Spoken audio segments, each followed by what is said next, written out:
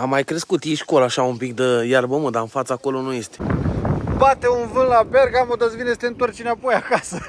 Ați văzut că vă arătam mai la început că era închisă autostrada și ce baramuc era. Strada în continuare este plină în direcția către Speția și în direcția către Parma. Uitați și voi cum este aici, că pe partea cealaltă au dat totul jos. Asta pentru că stătea să cadă și zic că ne țin pe loc pentru că mai aproape în fiecare zi se întâmplă cât un accident.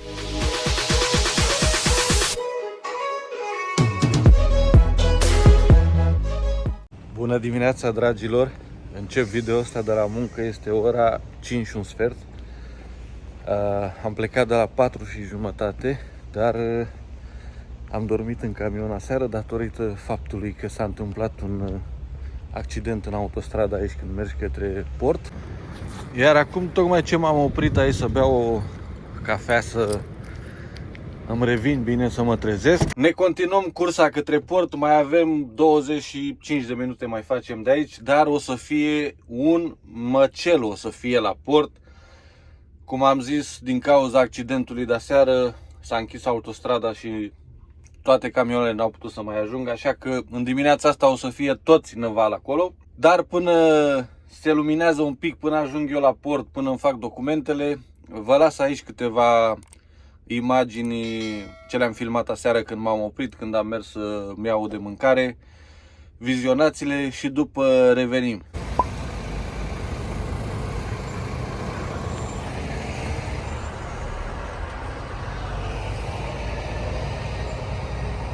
În seara asta m-am parcat aici, la poarta la parcare asta aici, e undeva la marginea șoselei principale aici, pentru că am avut o după-amiază de tot rahatul. Trebuia să mă duc către Speția, să schimb containerul și să mă reîntorc acasă, dar din păcate este un accident sus în munți și pe autostradă și este închisă autostrada de fapt, a închis-o prima dată de la Borgotaro, ne-au băgat pe drumul național, ne-am întors către Parma și acum văd că au închis-o de aici, de la Fornovo.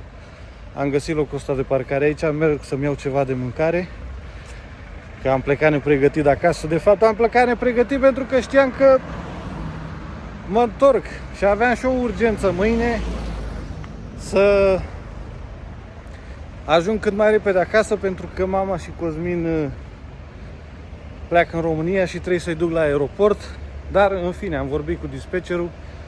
Mâine am o cursă mai de dimineață și după aia vedem după amiază să-mi dea ceva mai lejer ca să pot să ajung mai devreme acasă, să ne încadrăm și în orariul care are avionul, să ajungă în timp acolo. Ați văzut că vă arătam mai la început că era închisă autostrada și ce baramuc era. Strada în continuare este plină în direcția către Speția și în direcția către Parma.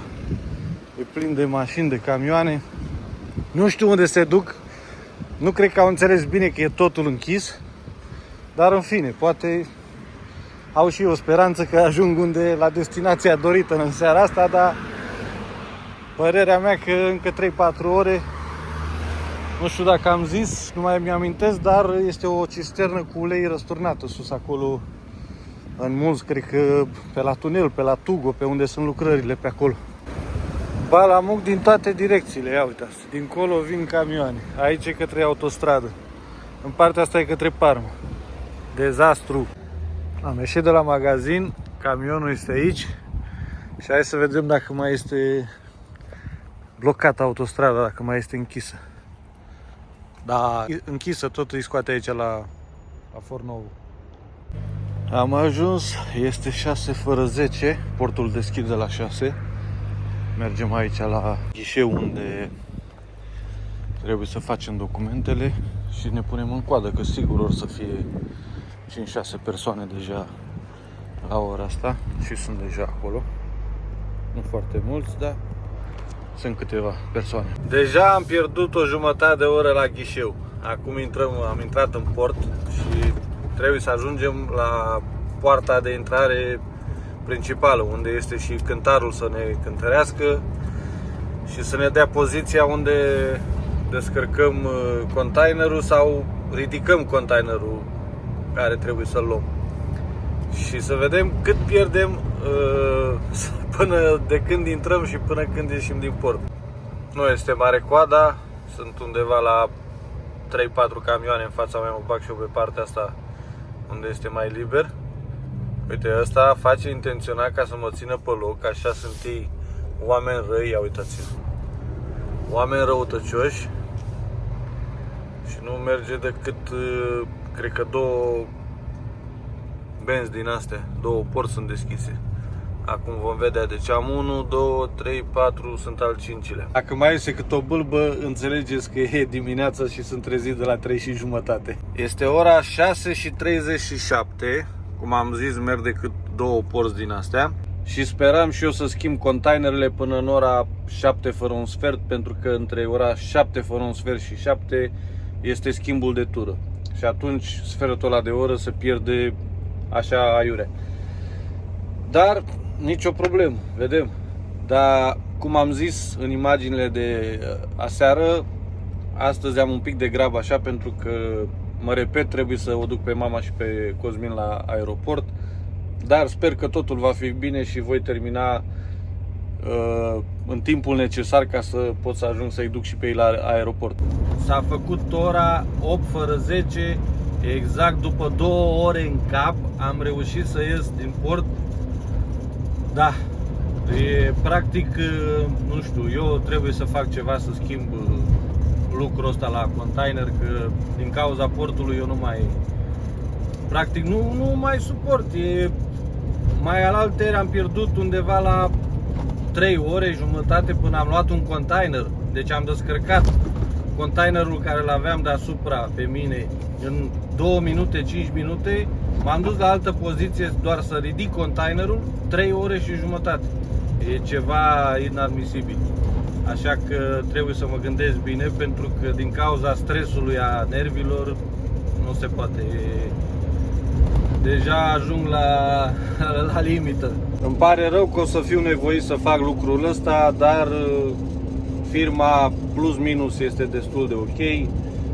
Muncă fizică nu fac, închid 2 uși și deschid 2 uși, dar din cauza situației cu porturile, nu știu, eu aș vrea să stau un pic mai liniștit în privința stresului, pentru că e o problemă chestia asta. Și am ajuns și în zona de lucrări, unde tot se întâmplă accidentele astea aici pe autostrada asta între Parma și Spezia A15. După ce că ne ține portul ăla pe loc câte 2-3 ore zilnic, mai ne ține și străzile astea, lucrările astea. Ia uitați și voi cum este aici, că pe partea cealaltă au dat totul jos. Asta pentru că stătea să cadă și zic că ne țin pe loc pentru că mai aproape în fiecare zi se întâmplă cât un accident. Ieri a fost cu cisterna răsturnată cu ulei, s-a închis autostrada. Săptămâna trecută a fost cu o motocicletă și o mașină mică, săracul a murit, nu știu cum s-a întâmplat, dar cel cu motocicleta a murit. Bă, noi ne-a băgat prin dreapta pe aici, nu știu dacă se vede, pe aici prin dreapta, primus pe acolo, noroc că nu aveam încărcătură, nu eram atât de greu ca să pot să merg să urc pe acolo. Ore pierdute în șir, n-ajunge acasă, nu aia, da. Nu mă vait că asta e meseria de șofer, dar parcă porțiunea asta care o facem noi zi de zi, că o fac aproape zilnic, strada asta între Parma și Spezia, parcă prea multe nenorociri se întâmplă și mai ales că portul ăsta, în general porturile ne pune capac cu așteptările, cu stresul și cu... În fine, Salvini aici în Italia face legi peste legi care aproape că nu le respectă nimeni. Da? Legile, știți cum e, sunt făcute să fie încălcate. Așa că nu legile sunt problema, controalele sunt problema. Din punctul meu de vedere, eu aș proceda în felul următor. Aș pune agenții de la circulație sau carabinierii la ora 5 dimineața pe drumurile naționale să oprească aleatoriu camioane și, bineînțeles, și turisme, și să vezi cum jumătate din cei opriți rămân garantat fără permis. Garantat. Eu acum nu vreau să fac pe viteazul sau să mă dau eu mare samaritan că eu sunt cel mai corect sau... Dar este o problemă pe chestia asta care o povestesc eu aici. Nu e că vorbesc doar așa ca să mă aflu în treabă. Și după ce că străzile sunt așa cum sunt, cu lucrări, acum urmează și o porțiune de serpentine, după cum se vede și în imagini, oamenii mai sunt și nerăbdători, inclusiv mașinile mici, nu numai camioanele, să te depășească, n-are răbdare să stea după tine până treci de aceste curbe, să bagă oglindă lângă oglindă camionul când te depășește, nu știu, prea nerăbdătoare lumea și aceasta este o altă cauză care dă posibilitatea să se întâmple accidente mult mai frecvent. Ia să vedem dacă prindem, este un curcubeu. Hai, curcubeu. Se vede. Ia, uite că l-am prins, curcubeu. Avem noroc azi, ne merge bine. Să sperăm, Doamne ajută. Ia să vedem, mai vedem o dată după curba asta curcubeu, că aici ar trebui să vadă mai bine. Da, exact. Ia uitați ce frumos. Ce frumos. În altă ordine de idei, astăzi avem o zi, după cum se vede, destul de ploioasă. Sperăm să nu fie până de seara așa, să-și revină ușor. Nici nu m-am uitat la prognoză, dar nu e ceva de speriat pentru că nu plouă tare. Temperaturile sunt undeva la ora 8:30, cât este acum în acest moment la 20 de grade. Una peste alta suntem bine. Mai mă plâng eu, dar suntem bine. Am ajuns la descărcare, sunt la rampă pus. Important este că sunt paleți, adică se descarcă cu stivuitorul, că în acte scria că se descarcă la mână cu personal. Acum, norocul meu că în loc de 2-3 ore cât credeam eu că o să dureze descărcarea, în 10 minute suntem descărcați. Nu știu câți bancali sunt, 12, 16, în fine, că sunt suprapuși unul peste altul. Dar oricum important este că scăpăm repede. Am ajuns la 11 fără un sfert. Cred că la 11 sunt gol și vedem ce îmi dă o reîncărcare. După care, sigur, după ce încarc, mergem acasă și o să duc mâine containerul la port. Că stau aici 10 minuțele, mi-am făcut și un sandwich cu prosciutto crudo, mortadela, un pic de mozzarella afumată. Bineînțeles, senza molica, senza miez și gata sandwich-ul. Asta așa că tot se ia lumea de mine prin comentarii că am ajuns să mă filmez când mănânc paste, când mănânc înghețată. Băi, ăsta e YouTube-ul, fraților. Dacă nu vă place, nu e locul vostru aici. Nu e greșit ce fac eu. Ați greșit voi adresa. Am primit și cursa, încărcăm același container, mergem să-l încărcăm cu ceramică, cu gresie, faianță, cu marmură, cu... Nu știu exact, e undeva la Rubiera și de acolo mergem direct acasă. Am fugit eu tare, dar degeaba. Am ajuns, este ora 1 fără 10. Am făcut actele, m-am înregistrat, dar mai e un container înăuntru care îl încarcă de la 1:30 după pauză până la 2, iar pe mine o să mă bage la 2. Bineînțeles, am noroc că durează jumătate de oră încărcarea. Cu tot cu acte, să zicem că la 3 plec de aici, mai fac o oră jumătate până acasă. Am timp și de duș și de relaxare până plecăm către aeroport. Când îmi vine rândul, o să-mi apară numărul de la camion acolo pe ecranul acela. Intru înăuntru și mă urc pe cântar acolo. Mai mult a durat documentele decât încărcarea. Încărcarea cred că a durat nici 20 de minute, documentele aproape jumătate de oră.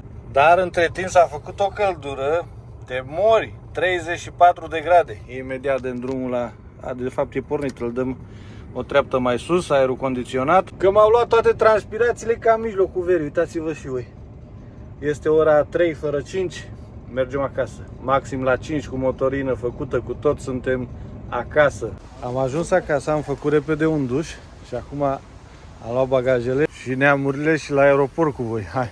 Salutare! Salutare! Hai să mergem. Bate un vânt de... Nu scoate ochii, nu știu dacă o să pot să conduc acum cu vântul ăsta până la Bergamo. Astăzi am fost un fel de ieșire cu școala. Da, în aer liber. Să bată vântul și ne uite așa. Așa tare bătea vă la cu totul? Mama mie! bate un vânt la Bergamo, dă-ți vine să te întorci înapoi acasă. Mamă, dar e un pic de aglomerație aici în aeroportul ăsta, cu toate că este joi astăzi. E destul de aglomerat. Ia uite taxiurile, autobuzele care duc la Milano. Dar ce-i curios că 10 euro am văzut că s-a făcut ora de parcare. Înainte era 3,50 euro, 5 euro, s-a făcut 10 euro, fraților. E jale. Mamă, câta coadă e la controlul de securitate. Ia uitați-vă și voi. N-am văzut niciodată așa în halul ăsta, dar de ce naiba oare? Bă, chiar n-am văzut niciodată atâta coadă la control. Ia. Gata, au luat-o către poarta de îmbarcare. Ieșim afară.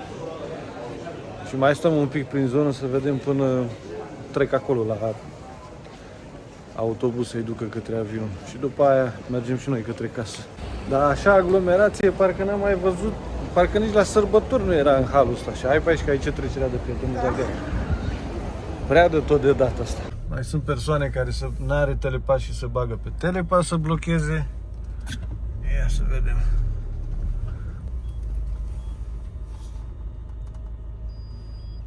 Gata. 5 euro ne-a luat, jumătate de oră ne-a taxat 5 euro. Acum plecăm și noi către casă, pentru că am așteptat cu sufletul la gură așa să se urce în avion. Am fost aici în centru comercial care este vis-a-vis de aeroport să mâncăm până au trecut de poartă, pentru că mama avea buletinul expirat. Și noi am încercat să trecem așa hoțește, banditește. Eram sigur că cu buletinul de Italia nu merge, că e valabil doar pe teritoriul Italiei. Și a zis nu merge, când a ajuns la poarta acolo, la poarta de embarco, nu merge cu buletinul de Italia, dăm pașaportul sau buletinul românesc. I-a dat buletinul românesc, zice, am văzut că e expirator, mai știu că te duci și să-l faci în România, așa că haideți. Și a lăsat-o să treacă cu buletinul expirat. Trebuie să încerci în viață să riști, că dacă nu o lăsa să treacă, o luam înapoi acasă și asta era, nu era nicio problemă, că de-aia și așteptat-o aici, nu am plecat până la ora asta. Dar încercarea moarte n-are, riscați că se poate. The next day. Bună dimineața din nou, aseară am ajuns frânt acasă. N-am mai avut niciun chef să fac nicio încheiere la niciun video. Și nu eram frânt pentru faptul că aeroportul ar fi prea departe și am condus cine știe cât.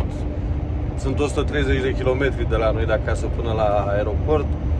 Dar dat fiind faptul că ieri dimineață m-am trezit la 3:30 ca să plec la 4:30, ideea este că se acumulează oboseala și la un moment dat nu mai poți, nu-ți mai țari de când ajungi acasă, bași cornul în pernă și cam atât.